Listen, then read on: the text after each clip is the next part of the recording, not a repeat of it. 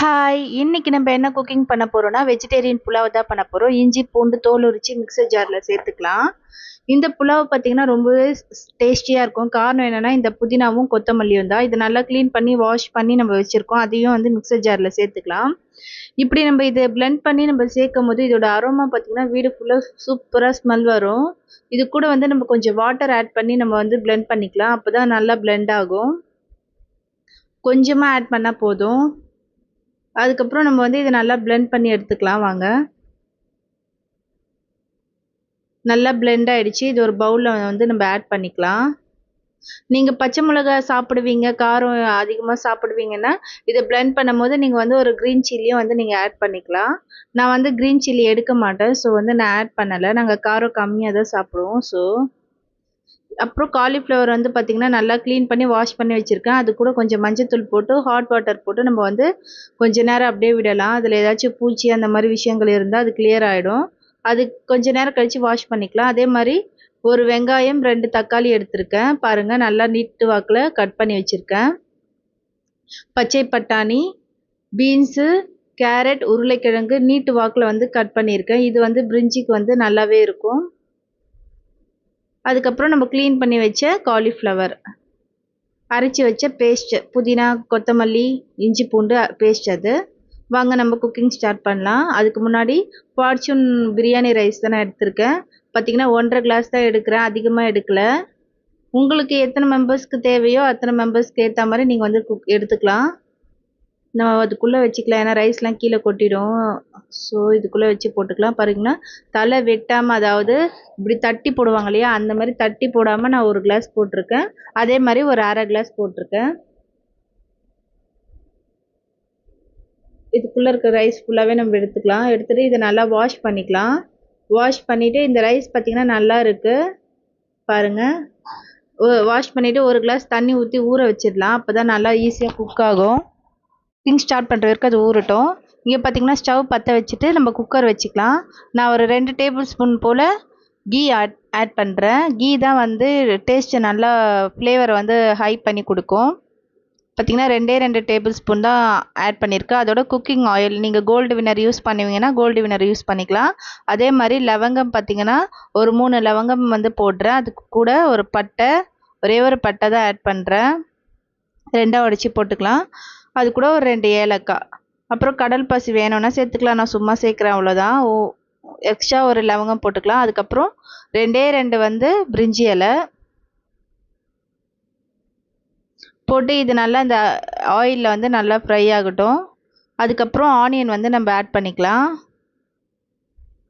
Onion பார்த்திங்கன்னா நல்லா brownish கலரில் வரணும். அதுதான் மெயின் இம்பார்ட்டனே. ஸோ அது வந்து நல்லா ஃப்ரை ஆகணும்.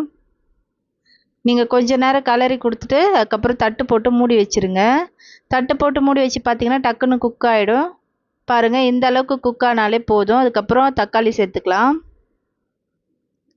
தக்காளியும் வந்து நல்லா குக் ஆகணும். அப்போ தான் வந்து அந்த ஃப்ளேவர் வந்து நல்லா இருக்கும். உங்களுக்கு தக்காளி வந்து சரியாக குக் ஆகலைன்னா புலாவ் வந்து நல்லா இருக்காது. ஸோ வந்து இதுவும் தட்டு போட்டு மூடி வச்சுக்கலாம். பாருங்கள் இந்த அளவு குக் ஆனதும் இஞ்சி பூண்டு பேஸ்ட்டு, கொத்தமல்லி புதினா அரைச்ச அந்த பேஸ்ட்டை வந்து ஆட் பண்ணிக்கலாம். இதோட க்ரீன் கலர் வந்து ரொம்ப சேஞ்ச் ஆகிற அளவுக்கு நம்ம வந்து இது பண்ணக்கூடாது. பார்த்திங்கன்னா அந்த இஞ்சி பூண்டு ஸ்மெல் போகிற அளவுக்கு நம்ம கிளறி விட்டுட்டே இருந்தால் போதும். இந்த அளவுக்கு வந்து கலர் சேஞ்ச் ஆனால் போதும். இது கூட வந்து இப்போ நம்ம காய்கறி எல்லாமே ஆட் பண்ணிக்கலாம். பாருங்கள் கேரட், பீன்ஸு, உருளைக்கிழங்கு, அதுக்கப்புறம் காலிஃப்ளவர் எல்லாமே போட்டு ஆட் பண்ணிக்கலாம். ஆனால் பட்டாணி பார்த்திங்கன்னா நான் லாஸ்ட்டாக தான் ஆட் பண்ணுவேன். நீங்கள் ஒரு வேளை ஊற வச்ச பட்டாணி வாங்கியிருந்தீங்கன்னா அதை வந்து இது கூடயே ஆட் பண்ணிக்கோங்க. நான் வந்து பச்சை பட்டாணி தான் வாங்கியிருக்கேன். ஸோ வந்து நான் அதை லாஸ்ட்டாக தான் இது பண்ணேன். ஃப்ரெஷ் பச்சை பட்டாணி. ஸோ இது கூடயே நம்ம வந்து வதக்கும் போது வெந்துடும் சீக்கிரமாக. அதனால் நான் ஆட் பண்ணலை. இது கொஞ்சம் வதங்கட்டும். இது கூட நம்ம தேவையான வந்து மசாலாஸ் ஐட்டம்ஸ் வந்து ஆட் பண்ண போகிறோம். பெரிய மசாலா ஐட்டம்ஸ்லாம் நான் ரொம்ப ஆட் பண்ண மாட்டேன். வெறும் ரெட் சில்லி பவுடர் வந்து ஒரு 2 டேபிள் ஸ்பூன் போடுறேன். அது கூட ஒரு 1/4 ஸ்பூன் வந்து கரம் மசாலா ஆட் பண்ணுறேன். அப்புறம் தேவையான அளவு உப்பு.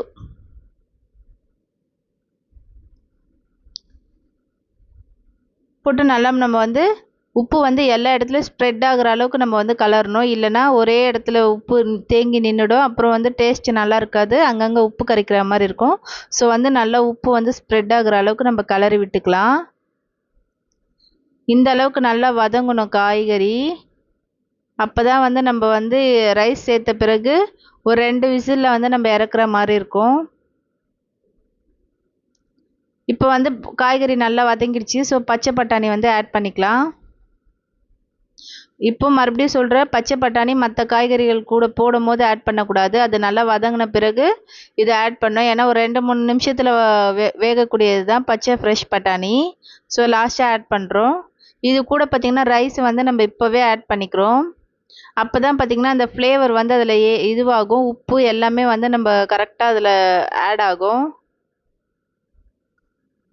நான் வந்து எந்த ரைஸ் வந்து நம்ம தக்காளி ரைஸு, அதுக்கப்புறம் பிரிஞ்சி அந்த மாதிரி எது பண்ணாலுமே, ஜீரா ரைஸ் எது பண்ணாலும் இப்படி தான் நான் ரைஸை முதல்ல ஆட் பண்ணிவிடுவேன். சில பேர் தண்ணி போட்டுட்டு அதுக்கப்புறம் ரைஸ் போடுவாங்க. அந்த ஃப்ளேவர் எப்படி இருக்குன்னு எனக்கு தெரியாது. நான் வந்து ரொம்ப நாளாகவே இப்படி தான் குக் பண்ணிகிட்ருக்கேன். இப்படி நம்ம ரைஸை போட்டு ஆட் பண்ணும்போது அந்த மசாலா கூட ரைஸ் வந்து நல்லா மிக்ஸ் ஆகி சாப்பிடும் போது டேஸ்ட் வந்து அல்டிமேட்டாக இருக்கும். அதே மாதிரி நீங்கள் போட்டு ரொம்ப கலரக்கூடாது. ரைஸ் வந்து உடஞ்சிரும். சும்மா லைட்டாக தான் நம்ம வந்து ஸ்ப்ரெட் பண்ணி விட்றதுக்காக தான் நம்ம இப்படி பண்ணுறது.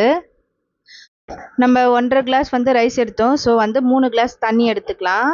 அதுதான் கரெக்டான அளவு. அதுக்கு மேலே எடுத்திங்கன்னா சாதம் குழஞ்சிரும். அதுக்கு கம்மியாக எடுத்திங்கன்னா சாதம் வேகாமல் போயிடும். பாருங்கள், நான் 3 கிளாஸ் வந்து தண்ணி எடுத்திருக்கேன். குக்கர் பார்த்தீங்கன்னா நீங்கள் கொஞ்சம் பெரிய குக்கராகவே எடுத்துக்கோங்க. நான் இதில் வந்து ரெகுலராக சமைக்கிறதுனால எனக்கு வந்து இது கம்ஃபர்டபுளாக இருக்கும். ஸோ நீங்கள் வந்து உங்களுக்கு இது ஃபுல்லாக வைக்கிறதுக்கு பயமாக இருக்குது அப்படின்னா நீங்கள் நல்லா எவ்வளோ ரைஸ் போடுறீங்களோ அதுக்கேற்ற மாதிரி குக்கர் வந்து எடுத்துக்கோங்க. பாருங்கள், ரைஸ் வந்து கொதிக்க ஆரம்பிச்சிருச்சு. இப்போ நம்ம வந்து விசில் வச்சுக்கலாம். ஒரு 2 விசில் வச்சா போதுங்க, ரைஸ் வந்து ரெடி ஆகிடும். 2 விசில் வந்துருச்சு. பாருங்கள், நம்ம ரைஸ் வந்து வெஜிடபிள் புலாவ் ரெடி ஆகிடுச்சு. அரோமா அவ்வளோ அட்டகாசமாக இருக்குது வீடு ஃபுல்லாக. பாருங்கள், ரைஸ் வந்து உடையவே இல்லை. ரைஸ் எடுக்கும் போது எப்போவுமே சைடில் இருந்து தான் எடுக்கணும். ஸ்ட்ரெயிட்டாக எடுத்திங்கன்னா ரைஸ் வந்து உடைய சான்சஸ் இருக்குது. சூடாக இருக்கிறதுனால சைட்லேருந்து எடுக்கணும். இப்போ பார்த்திங்கன்னா ஒரு டேபிள் ஸ்பூன் 2 டேபிள் ஸ்பூன் வந்து கீ வந்து ஆட் பண்ணிக்கலாம்.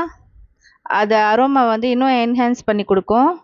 பாருங்கள், ரைஸ் ரெடி ஆகிடுச்சு. இந்த வீடியோ உங்களுக்கு பிடிச்சிருந்தா லைக் அண்ட் சப்ஸ்கிரைப் பண்ணுங்கள். மறக்காமல் கமெண்ட் பண்ணுங்கள். நீங்கள் என்ன சமைச்சிங்கன்னு சொல்லிவிட்டு எனக்கு கமெண்ட்டில் சொல்லுங்கள். பாருங்கள், இதுதான் வெஜிடபிள் புலாவ். அந்த க்ரீன் கலர் வந்து உங்களுக்கு சேஞ்ச் ஆகாது. இது நான் உங்களுக்கு கிட்ட வச்சு காட்டுறதுனால லைட் வெளிச்சத்தில் இப்படி இருக்குது. க்ரீன் கலரில் சூப்பராக இருக்கும். அரோமாவும் சூப்பராக இருக்கும். இந்த வீடியோ பிடிச்சிருந்தா மறக்காமல் ஃபாலோ பண்ணிக்கோங்க. பாய் பாய்.